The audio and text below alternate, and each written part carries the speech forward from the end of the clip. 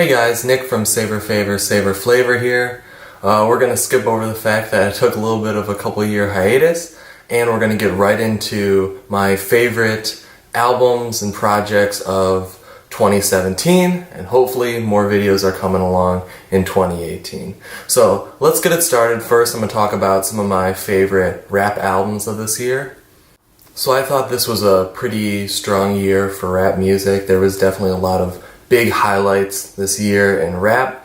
You kind of saw a little bit more of a rise in the popularity of rap this year, I thought, with rap kind of overtaking pop music as the most popular genre, more underground and also kind of more in the bigger spotlight.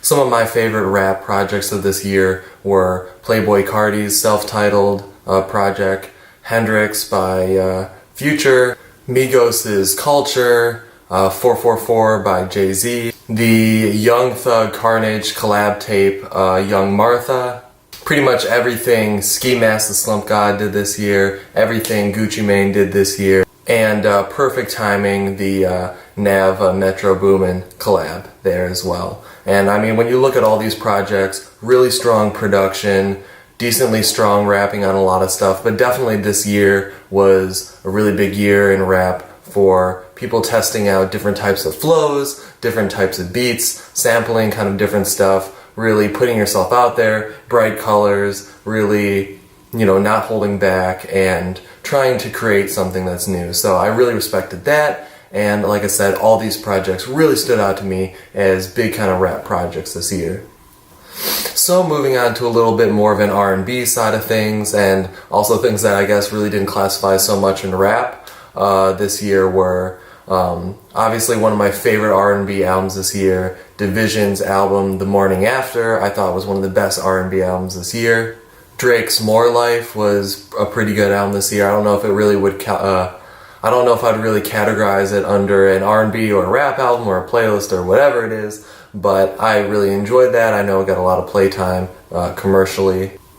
Miguel's War and Leisure was a fantastic album. I think Miguel is one of the best R&B artists of all time, and I think he really showed that on his album as well. Sampha's Process was another great R&B album. I think Sampha has an amazing voice, and he's a great songwriter, and there were a lot of really great tracks on that as well. And then, also not really R&B, but Thundercat's Drunk was also an album I really enjoyed. Maybe more of a funk than an R&B, but still a really great album nonetheless. And I almost forgot, Daniel Caesar's album was also a great R&B album, and he has a fantastic voice, and I'm excited to see what he does next year. So moving into a little bit more some kind of indie alternative type albums that I enjoyed this year. Mac DeMarco's This Old Dog was an album I really enjoyed. I love Mac, and I thought it was one of his best albums thus far. Kind of, messing around with synths, getting a little bit away from his guitar-y sound, but still a great album. Big Thief's Capacity was also an album that got a lot of playtime from me. I'm really sad I didn't get to see them. They came around to me, but I missed them live. But a really great album with some great tracks on there as well. Real Estate's In Mind was another great album. I'm a big fan of them, so not a lot to say there, but just another great album. Beach Fossil's Somersaults was a great one. Cigarettes After Sex self-titled album was another great album. I've been a big fan of them for a while, and they've kind of blown up the last couple of years, so it was great to hear a full kind of length project from them. Bonobo's Migration, Maggie Rogers, her project I enjoyed a lot, and obviously the Ooze by King Kroll was kind of a favorite all across the board, I think, for a lot of people. So that's got a lot of playtime too, in the little bit that it's been out the last couple months or two.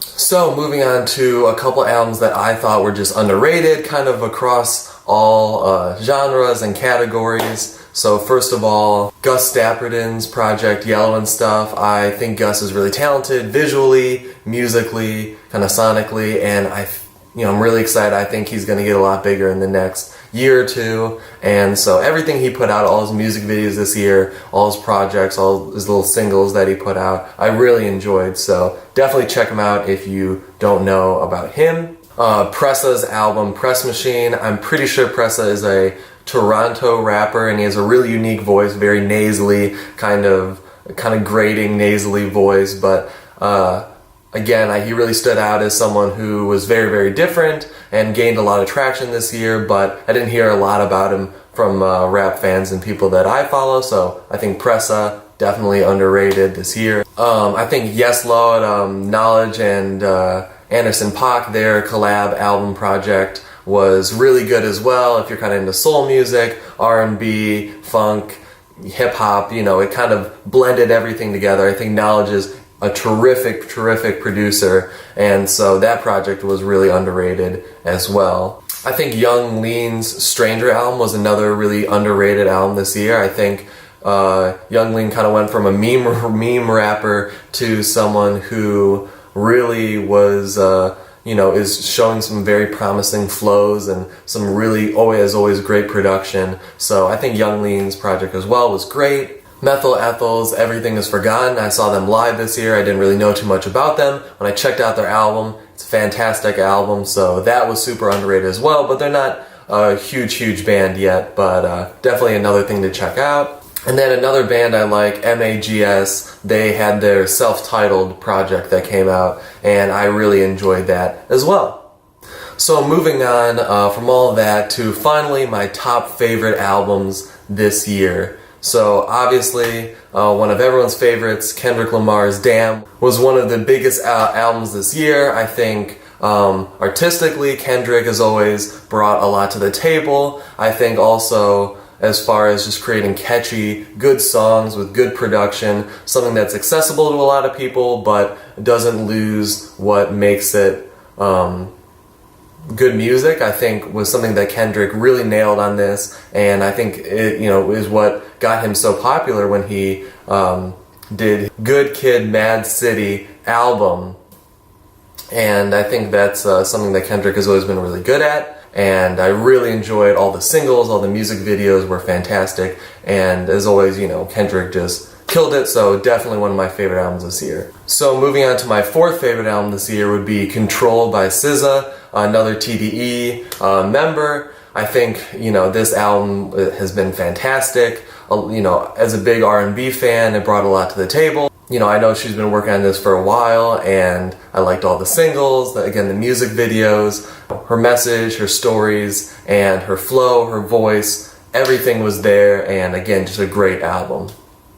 Number 3 favorite album had to be Flower Boy by Tyler, the Creator. I've always been a huge Tyler fan, and I think this album, he really took the most risks that he's ever taken, really put himself out there, and you could see him that he became a lot more comfortable in who he was and what he wanted to create, and I think it really showed on this project, and there were a lot of great tracks on this project, a really strong album all the way through, and obviously, as with Tyler, the whole everything surrounding it, the album drop, the shoes, the music videos, everything was great, and so that's why it had to be my number 3 favorite album this year. So finally, my number 2 favorite album this year would have to be No Shape by Perfume Genius. I really didn't know that much about Perfume Genius, I'll admit, but checking out this album, it's such a gorgeous, beautifully produced album with great messages and just beautifully mixed and mastered, and the instruments on this album. If you have not heard this album, go and listen to it right now, because it is probably the most beautiful album I've heard this year, and I know it got nominated, I think, for engineering at the Grammys, so hopefully it wins that, because this album blew me away. One of my favorite albums this year. Check it out if you haven't listened to it already. And then finally, my number 1 favorite album this year had to be Melodrama by Lorde. I was a little bit of a Lorde fan before, but after this album, I'm a diehard Lorde fan. I think the whole album was just fantastic. I think she pulled she has a lot of different influences she pulled from.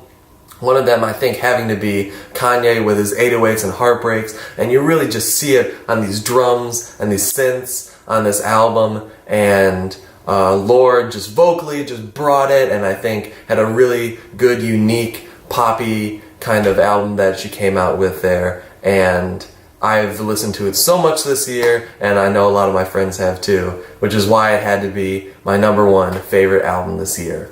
So anyways, this was a great year in music, and I'm really excited for next year.